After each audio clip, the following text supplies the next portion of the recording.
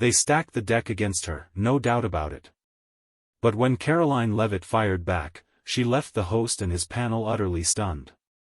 How did she do it? You will be amazed. The studio buzzed with quiet anticipation. Cameras were rolling, the city skyline gleamed through the towering glass windows behind the set, but inside, every eye was locked on the stage. At the center of it all sat Grayson Holt, a name that carried weight in liberal media circles.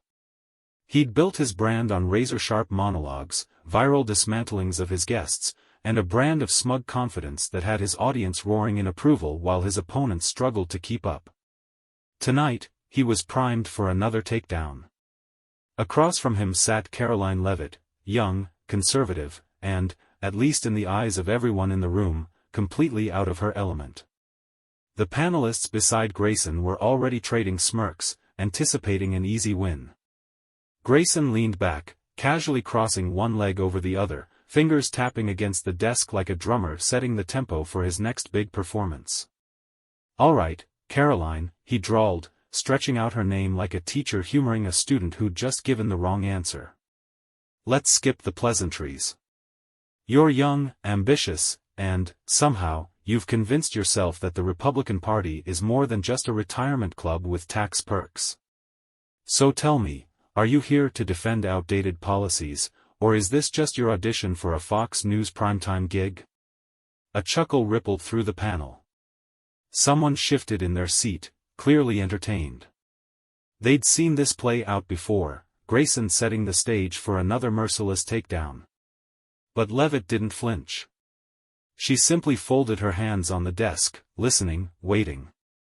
She didn't rush to respond, didn't scramble to defend herself. Grayson took that as his cue to press further. "Let's be honest," he went on, adjusting his blazer like he was settling in for a long conversation. "Conservatives love putting people like you front and center.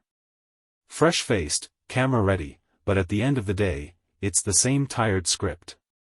Tax cuts, personal responsibility, some fuzzy nostalgia about the good old days. It's predictable. The only real question is, are you in on the joke?" The camera zoomed in.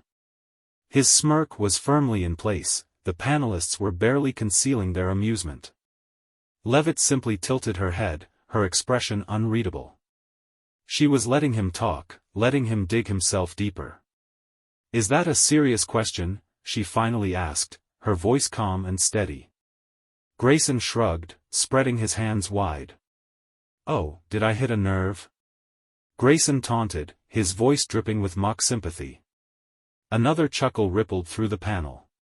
The trap was set, and he was certain it was all unfolding exactly as he had planned. He sat back, completely at ease, relishing the moment. But then, something changed. A flicker of something dangerous passed over Leavitt's face. It wasn't anger. It wasn't insecurity. It was certainty. She leaned forward, her gaze locking onto his with laser focus. She was about to turn this into his worst on-air moment yet, he just didn't know it. Grayson, oblivious, saw only an opportunity. He had done this before. Young conservatives came onto his show thinking they could hold their ground, only to fold under his sarcasm and experience. Confident in the pattern, he pressed in harder. "You know, Karoline," he said, stretching out her name again, his tone dripping with amusement. "I have to give you credit. It takes real commitment to align yourself with a party that, let's be honest, would rather see women in the kitchen than in Congress." Laughter erupted around the table. Even the camera crew let out a few chuckles. It was a solid hit. But Karoline didn't even blink. No flinch, no forced smile. Nothing. Grayson noticed the lack of reaction, but in his mind, that just meant she was putting on a brave face.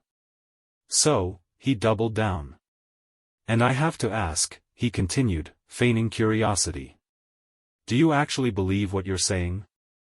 Or is this just a long-term hustle? You know, say the right things, keep the donors happy, maybe line up a cushy pundit gig when the whole thing falls apart?"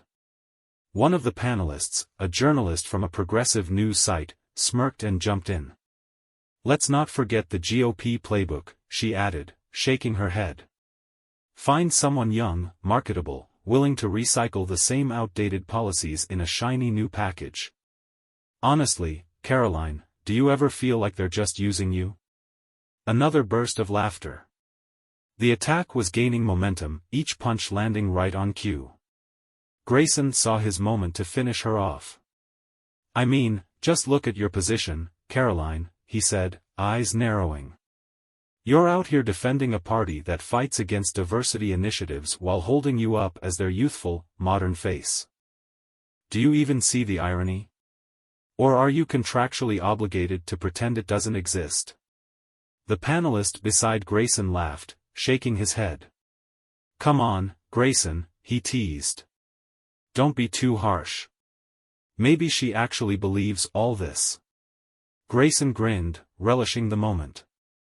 The cameras were rolling, the audience was watching, and the viewers at home were waiting for the inevitable stumble. But Leavitt didn't waver.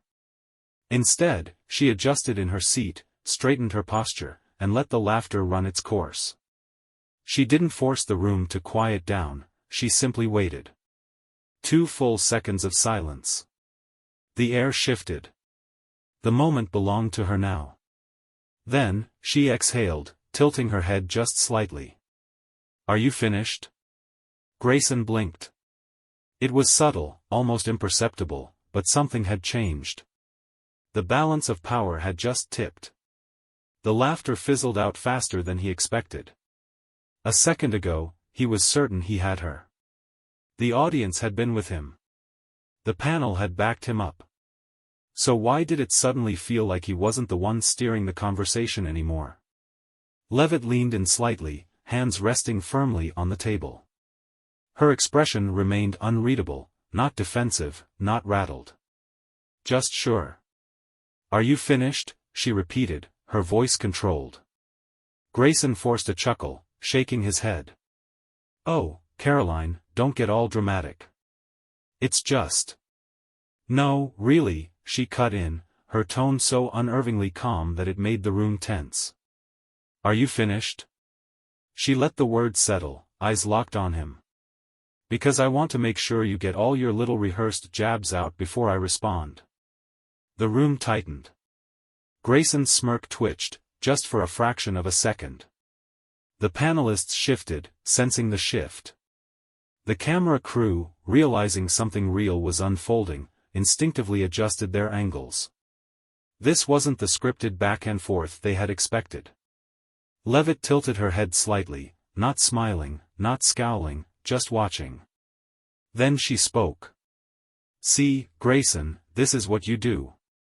You set people up with smug little sound bites, get your panel to laugh, and expect your guests to stumble, maybe get defensive, maybe shrink. And most of the time, it works. She let the words land before continuing. But here's the problem. She paused, letting silence work for her again. You didn't do your homework on me. Grayson let out a dry laugh, waving a hand dismissively. Oh, believe me, Karoline, No, she interrupted, her voice unwavering. You didn't. She leaned forward just a fraction more, her tone carrying the weight of quiet confidence. Because if you had, you'd know I don't fold. And I certainly don't let people like you define me. The silence that followed was absolute. Grayson sat up a little straighter. For the first time tonight, he wasn't in control. Leavitt shifted her weight slightly, her voice cutting through the tension like a scalpel. You call me a token, a puppet, Leavitt said, her voice steady. You act like I have no agency, no original thoughts, like I'm just here to regurgitate talking points. She tilted her head slightly, her eyes locked onto Grayson's. But here's the irony, Grayson, she continued, letting the weight of her words settle. You're the one sticking to a script. The air in the studio thickened. You came in here with the same tired attacks, the same predictable insults, because that's all you know how to do, mock, dismiss, belittle. That's your entire playbook. And yet, I'm the one who's supposed to lack originality? A sharp pause. Grayson had no immediate comeback. Leavitt didn't give him time to find one. You sit there and act like you care about women having a voice, but the second one speaks in a way that doesn't fit your narrative, you mock her. The silence in the room was no longer just awkward, it was heavy. You pretend to care about young people being engaged in politics, but if they don't parrot your views word for word, you try to discredit them. You claim to be about progress, but the moment someone challenges you, you fall right back into the same condescending routine. She finally leaned back, a slow, deliberate movement. A smile, sharp, knowing, curved her lips, but there was nothing friendly about it. You don't want a conversation, Grayson. You want a punching bag. She let the words linger, her eyes never leaving his. And I'm not here to be one. Grayson blinked. The panelists exchanged glances. One of them cleared their throat, shifting uneasily in their seat. The confidence that had filled the room just moments ago was gone. The camera zoomed in slightly, capturing something rare in live political television. Silence. Leavitt had flipped the entire dynamic in under 2 minutes. And for the first time in his career, Grayson Holt had nothing to say. The weight of the moment hung in the air. The energy in the studio had completely shifted. Then, after what felt like an eternity, Grayson forced a chuckle, shaking his head as if he were still in control. "Wow, Karoline," he said, his voice strained. "That was quite the little speech.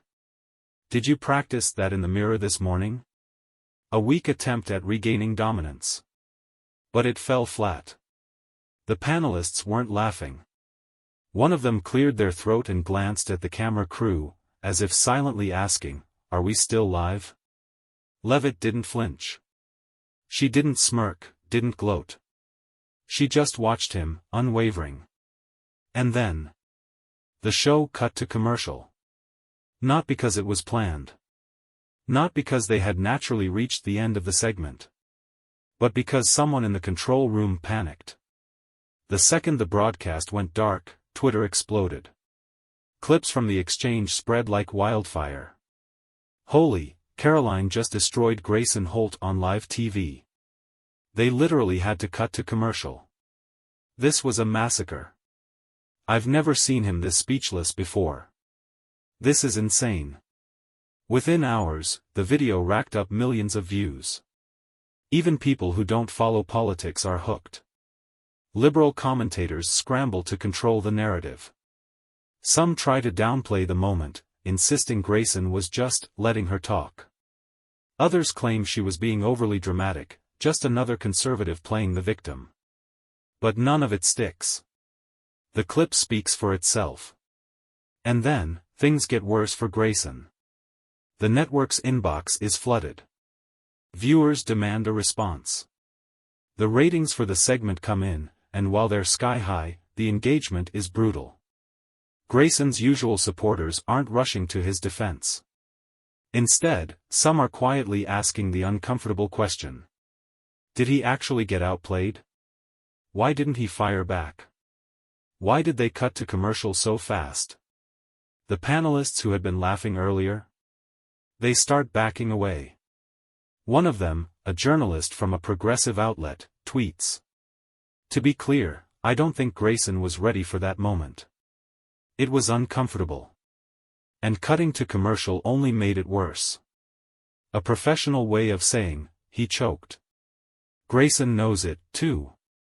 Now, he has a choice, double down or do damage control. Either way, the damage is already done. Grayson Holt is no stranger to controversy. He's built a career on it. But this feels different. By the time the show wraps, his phone is already blowing up, texts from producers, network execs, his PR team. Everyone is panicking. He scrolls through Twitter. Every third post is a freeze frame of his face, caught in stunned silence as Karoline dismantles him. Memes flood the timeline. GraysonHolt.exe has stopped working. When your entire personality is being smug, and it backfires. The exact moment he realized she wasn't playing defense. Before he even leaves the studio, the clip is everywhere. Every major news site is running with the same headline. Grayson Holt gets humiliated on live TV. He slams his phone down. This isn't just bad. This is career-threatening. His producer calls. We need a statement. Damage control is standard in media, but this time?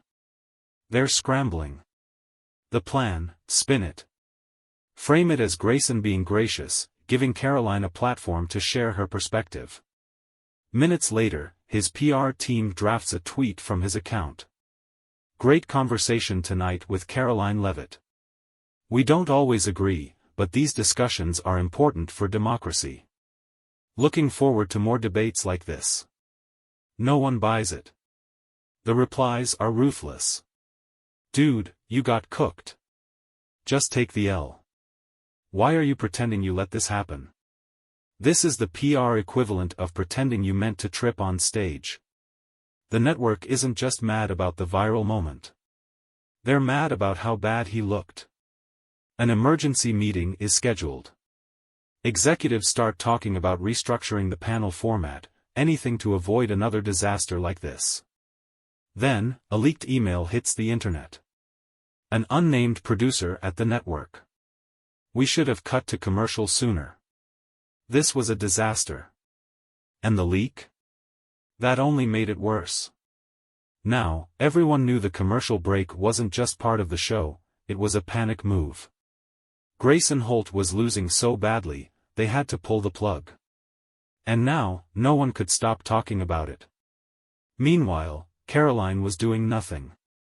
No frantic tweets, no press statements, no interviews, no victory lap. Just a single post on her account. Let people say what they want. The truth always speaks for itself. That was it. The simplicity made it land even harder. By the next morning, it wasn't just Grayson's performance under scrutiny, it was his entire reputation. But the true fallout? That was still coming. By sunrise, Grayson Holt was everywhere. But not in the way he was used to. Cable news dissected the moment. Political analysts, both left and right, picked apart what went wrong. Some liberal hosts tried to downplay it. It wasn't that bad. He just let her talk too long. Others weren't so forgiving.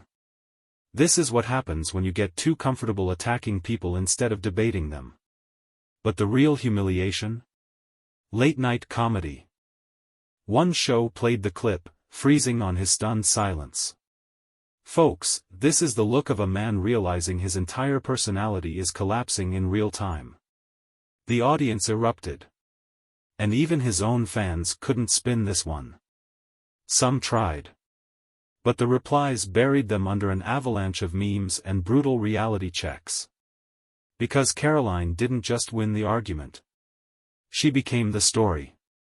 Conservative media called it one of the greatest takedowns in TV history. Clips of her response flooded social media, replayed again and again. But something bigger was happening.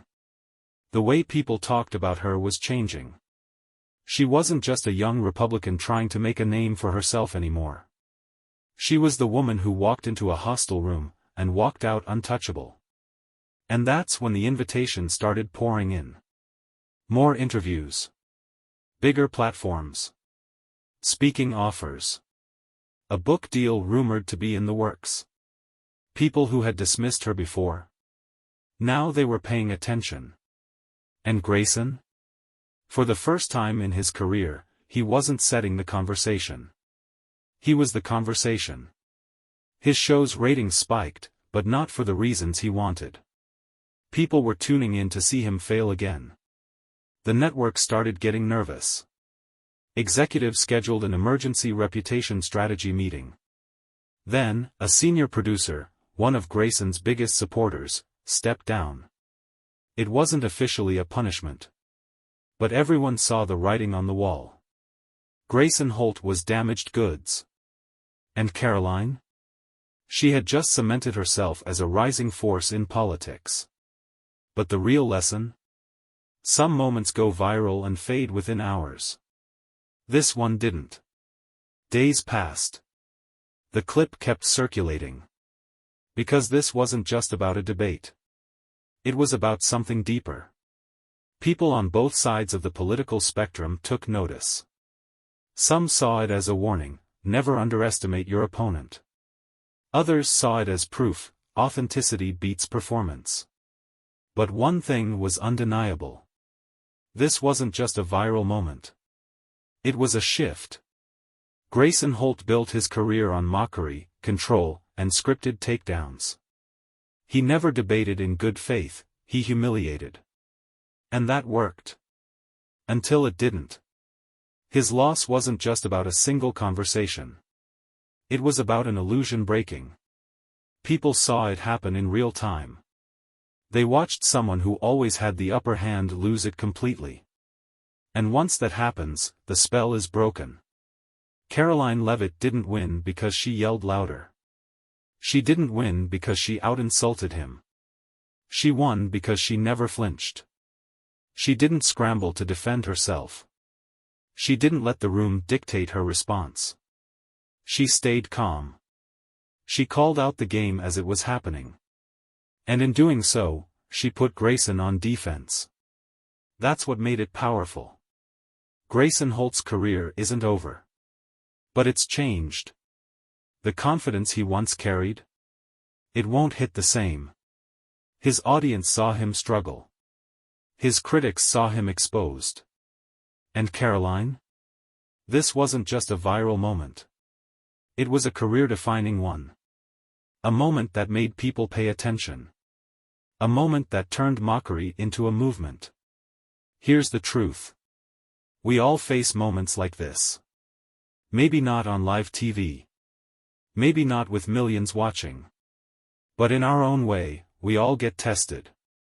We all find ourselves in situations where someone tries to belittle us. Where someone expects us to fold.